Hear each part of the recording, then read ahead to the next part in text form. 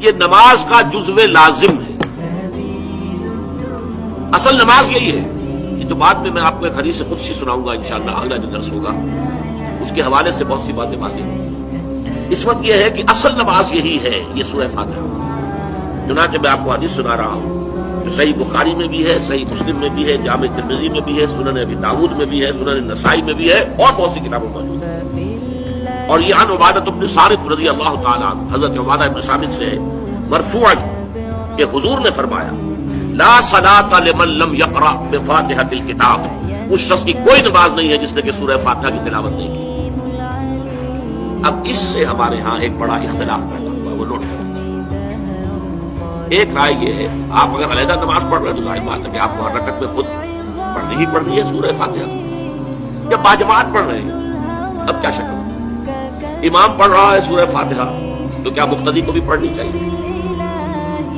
اس حدیث میں جو الفاظ کی شدت ہے اس کی بنا پر رجحان یہ ہوتا ہے کہ یقیناً اس صورت میں ہر شخص کو لا صلاۃ لمن لم یقرأ بفاتحۃ الکتاب، جس نے کہ فاتحہ کی تلاوت نہیں کی، قرأت نہیں کی، اس کی کوئی نماز ہی نہیں. تو یہ موقف ہے امام شافعی کا، یہی مسلک ہے ہمارے اہل حدیث بھائیوں کا کہ آپ چاہے اکیلے نماز پڑھ رہے ہو، چاہے امام کے پیچھے پڑھ رہے ہو، اور چاہے امام جو ہے وہ جہری رکعت پڑھا رہا ہے اور چاہے سری رکعت پڑھا رہا ہے. خاموشی والی رکعت سورہ آپ کو معلوم ہے کہ نماز جو ظہر اور عصر کی ہے تو چاروں رکعتیں جو ہے وہ سری ہے. مغرب کے اندر آ کر 2 جہری ہیں 1 سری ہے، عشاء میں آ کر 2 جہری ہیں 2 سری ہے، سورہ اور نماز فجر کے اندر دونوں جو ہے وہ جہری ہے. تو چاہے جہری ہو چاہے سری ہو آپ کو بھی لازماً جو مقتدی ہے اسے بھی سورہ فاتحہ پڑھنی ہوگی.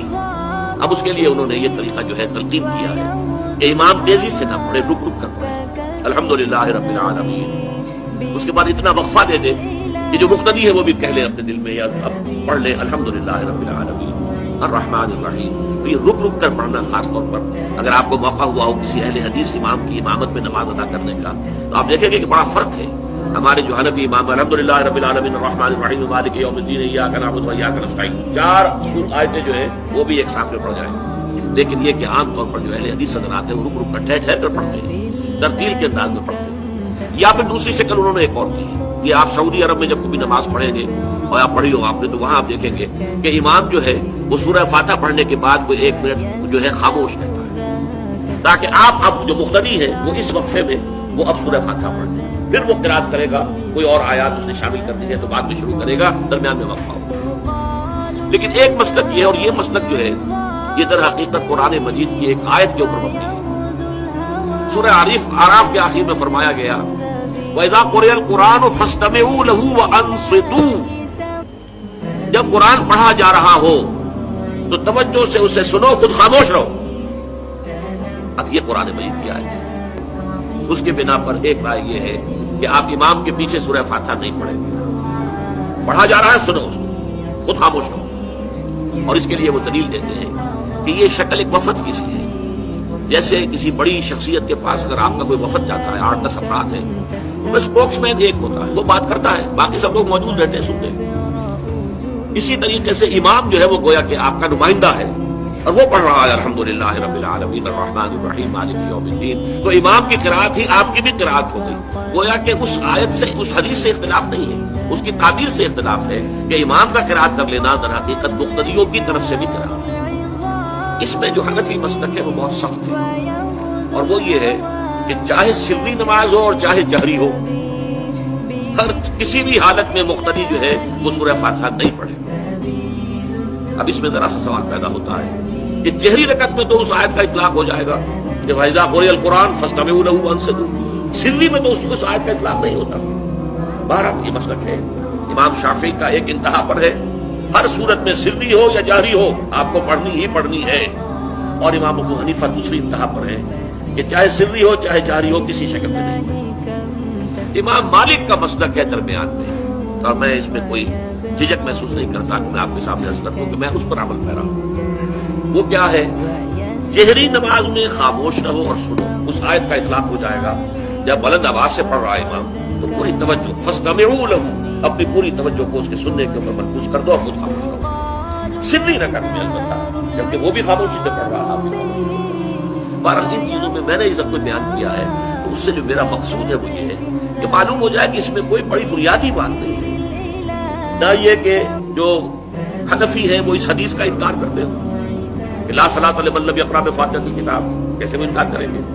اور نہ ہی کوئی جو حنبلی ہے یا اہل حدیث ہے وہ قرآن کی اس آیت کا اختلاف جو ہے وہ اختلاف کر سکتا ہے کہ اذا قرئ القرآن فاستمعوا له وانصتوا. لیکن یہ ہے کہ اس کے پھر اس سے جو احکام کا استنباط ہے اس میں اختلاف ہو جاتا ہے. تو اس کو نہیں سمجھنا چاہیے کہ یہ کوئی بہت بڑی اہمیت والی بات ہے. آپ اپنی زندگی میں نماز کو سیٹ کر لیں، آپ کی زندگی میں تمام چیزیں انشاءاللہ سیٹ ہو جائیں گی. But if you procrastinate in the prayer, if you delay in the prayers, everything will get delayed. Your marriage will get delayed, your rizq will get delayed, your health will get delayed, your rizq, family life, happiness will get delayed. Each and everything will get delayed if you will delay the prayer. عمر بن خطاب اپنے صحابہ کو کہتے تھے کہ میرے صحابہ سب سے پہلی چیز جو ریکوائرمنٹ تمہاری ہے وہ نماز کو قائم کرنا. جس نے نماز کو قائم کیا اس نے دین کو قائم کیا، اور جس نے نماز کو چھوڑ دیا اس نے اپنے دین کو چھوڑ دیا اور دین کو ترک کر دیا. اور کتنے لوگ ہیں جو ہم لوگ یعنی نماز پڑھتے ہیں. 5 وقت کی نماز یہ میرے نبی کی آنکھوں کی ٹھنڈک ہے. 5 وقت کی نماز اس امت کی شان پہچان ہے. اور اللہ تعالیٰ نے پہلی امتوں پر اتنی بڑی مشقت ڈالی کہ ان کی نماز مسجد کے علاوہ کہیں نہیں ہوتی تھی، مسجد میں ہی ہوتی تھی. ہمارے لیے کتنی آسانی کر دی. جاب میں ہے مصلی بچھا نماز پڑھو، چلو مصلی بھی کوئی نہیں، زمین دیکھ اس پر کوئی گندگی تو کوئی نہیں ہے، بس زمین بھی تیرے لیے پاک ہے، چل نماز پڑھا. اور آسانی کر دی. پانی کوئی نہیں ہے، کوئی بات نہیں، مٹی میں ہاتھ مار، منہ پہ مل، پھر ایک ہاتھ مار، یوں کر، چل نماز پڑھ، میں تیری قبول کروں گا. یہ کسی امت کے ساتھ یہ نہیں ہوا. انہیں وضو ہی کرنا تھا چاہے پانی 50 میل پر موجود ہو. اور ہمارے لیے پانی کوئی نہیں ہے، چلو تیمم، مٹی میں ہاتھ ہمارا یوں کیا، پھر ہاتھ ہمارا ایک یوں کیا ایک یوں کیا، چل بھائی اللہ اکبر قبول. عمار بن یاسر رضی اللہ تعالیٰ عنہ سفر میں تھے، ان کو نہانے کی ضرورت ہو گئی، نائٹ فال ہو گیا.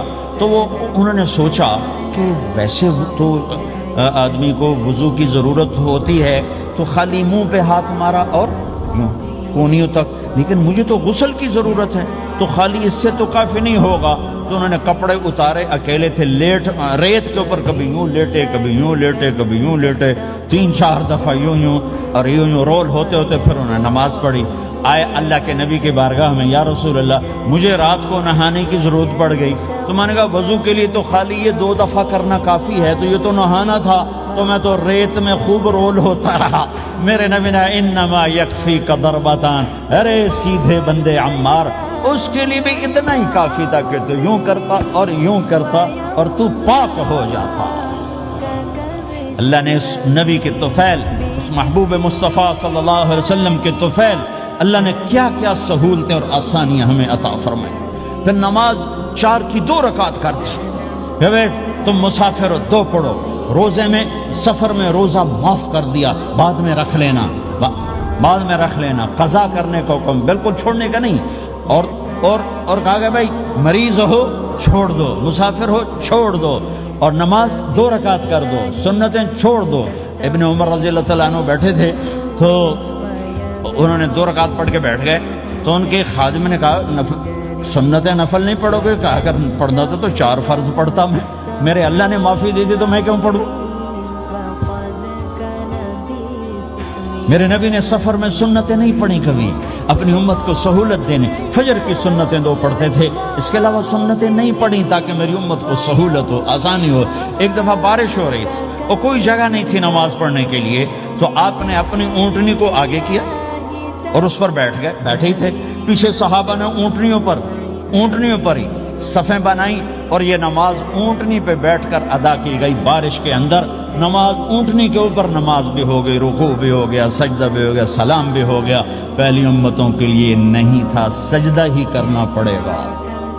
ہمارے نبی فرماتے ہیں صلی اللہ علیہ وسلم کہ انسان سے سب سے پہلا سوال جو کیا جائے گا اس کے اعمال کے بارے میں، پتہ کیا ہوگا؟ صلاتہ، اس کی نماز کے بارے میں. پیپر لیک ہو گیا کہ نہیں؟ بتائیں. ہمارے نبی نے ہمیں بتایا کہ سب سے پہلے جو چیز پوچھی جائے گی وہ اے میرے بندو، اللہ تعالیٰ فرماتے ہیں کہ وہ تمہاری نماز کے بارے میں پوچھا جائے گا. اور پھر ان سوالوں حق اگر اس میں آپ کے مارکس صحیح آ گئے، اگر آپ نے نمازیں اپنی صحیح پڑھی ہوئی فقد افلح وانجا، تو سمجھو وہ بندہ سکسیسفل ہو چکا، وہ پاس ہو چکا، وہ انجا، اس کی نجات ہو چکی۔ سبحان اللہ۔ اسے نماز کا طریقہ دکھائیں، وہ کہتے ہیں طریقہ تو ٹھیک ہے لیکن وہ بھی اس طرح نماز پڑھتے ہیں اس لیے ہم نے نہیں پڑھنی۔ یہ بھی اکثر لوگ یہی دلیل پیش کرتے ہیں، پھر گستاخانہ نماز ٹھیک ہوگی تو اس وقت ان کو کتنا برا لگتا ہے کہ ہم آپ کو بخاری مسلم پیش کر رہے ہیں، آپ ہمیں یہ باتیں کر رہے ہیں۔ بالکل اس طریقے سے جب ہم بخاری مسلم سے بنو امیہ کو ایکسپوز کرتے ہیں اور آپ ہمیں کہتے ہیں یہ شیعوں والی باتیں، تو آپ ہمیں نہیں گالی دے رہے، آپ تو امام بخاری امام مسلم کو گالی دے رہے ہیں، ہمیں تو دے ہی نہیں رہے۔ نہیں، یہ بخاری مسلم عوام کے لیے نہیں لکھی گئی تھی۔ اچھا، عوام کے لیے نہیں لکھی گئی، آپ کی تو ساری عوام بخاری مسلم پڑھ کے رفع الدین شروع کر رہی ہے۔ اگر اس وقت اپنی مولویوں کی بات سن لیتی کہ بخاری مسلم اہم آدمی نے نہیں پڑھنی تو دیوبندی بریلوی مر جاتی۔ خود پڑھا ہے نا، تبھی ادھر تک پہنچے ہیں۔ اور یہ آپ کی بات بالکل غلط ہے کہ عوام کے لیے نہیں لکھی گئی۔ امام مسلم نے مقدمے میں لکھا ہے کہ میں یہ عوام الناس کے لیے مسلم شریف لکھ رہا ہوں۔ اور بنو امیہ کے بارے میں جتنی وہ خطرناک بلکہ خطرناک روایتیں ہیں نا، وہ ساری مسلم شریف کے اندر ہیں، بخاری میں بھی ہیں، مسلم میں تو بہت زیادہ ہے جو انہیں ہضم نہیں ہوتی۔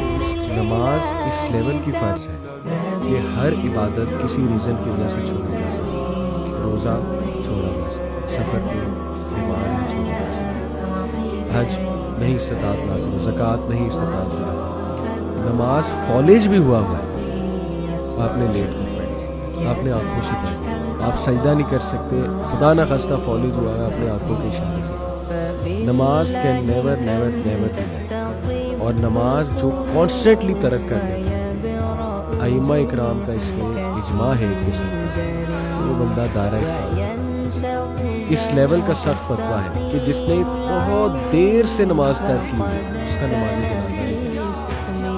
اور یہ مثالیں نہیں، صحابہ نماز جنازہ نہیں پڑھاتے تھے، پہلے پوچھا جاتا تھا قرآن کہتا ہے ان الصلاۃ تنہی عن الفحشاء والمنکر ولذکر اللہ اکبر۔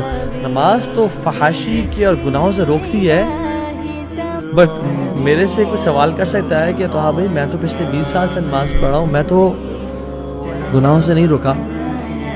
تو دیکھیں it is one of two options, یا تو قرآن جھوٹ بول رہا ہے والعیاذ باللہ، یا پھر میں آئی کین ٹرسٹ یو، یا پھر آپ کی نماز نہیں ہے۔ قرآن تو سچ بول رہا ہے، اللہ کا کلام سچا ہے، پھر آپ کی جو نماز ہے وہ شاید نماز کہنے کے قابل نہیں ہے۔ جس انٹینسٹی کے ساتھ ہم پڑھ رہے ہیں، جتنی فریکوینسی کے ساتھ ہم پڑھ رہے ہیں، جس سے ٹکرے مار رہے ہیں، خشوع کی طرح، اٹینشن کی طرح،